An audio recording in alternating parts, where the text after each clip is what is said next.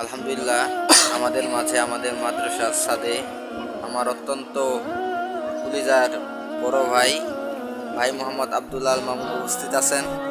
ভাই কিছু গুরুত্বপূর্ণ কথা বলবো, আমরা সেই কথাগুলো একটু শোনার চেষ্টা করি। আসসালামু আলাইকুম ওয়া রাহমাতুল্লাহি ওয়া বারাকাতুহু। আজকে আমরা রয়েছি আমাদের মাদ্রাসার ছাদে।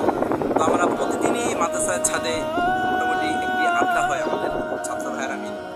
তো আজকে প্রতিদিনের ন্যায় আজকেও ছাদে রয়েছি। তো আল্লাহ রাব্বুল আলামিনের একটি বড় নিয়ামত আসরের পরে আমরা পেয়েছি। সেই নিয়ামতটি হচ্ছে প্রচণ্ড বাতাস আমাদের এই ছাদের উপর রয়েছে।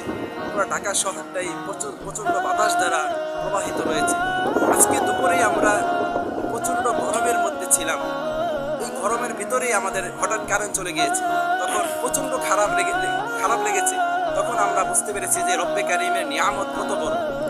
রব্বে কারিম এই কয়েক ঘন্টার ভিতরে আমাদের এই বিকালবেলা এত সুন্দর বাতাস দিয়েছে। এই বাতাস দ্বারা আমাদের কলেজে ঠান্ডা হয়ে গিয়েছে, পুরো ঢাকা শহরটা ঠান্ডা হয়ে গিয়েছে। রব্বে কারিমের দরবারে বেশি বেশি আমাদের শুকরিয়া আদায় করতে হবে। আল্লাহ রাব্বুল আলামিন কোরআনুল কারীমে ইরশাদ করেন, লা ইন শাকারতুম লা আযীদান্নাকুম ওয়া লা ইন কাফারতুম ইন্না আযাবি লাশাদীদ। বান্দা, তুমি নিয়ামতের শুকরিয়া আদায় করো, আমি রব্বে কারিম নিয়ামতগুলো বাড়াইয়া দিব। আর যখন বান্দা তুমি নিয়ামতের শুকরিয়া আদায় করবা না, নাশুকরি করবা, তখন তোমার নিয়ামতগুলো আমি ছিনাইয়া নিব। এই জন্য সর্বদা সর্ব অবস্থায় আমাদের রব্বে কারিমের দরবারে শুকরিয়া আদায় করতে হবে। শুকরিয়া কেমন আদায় করব? একেবারে বেশি বেশি আদায় করব।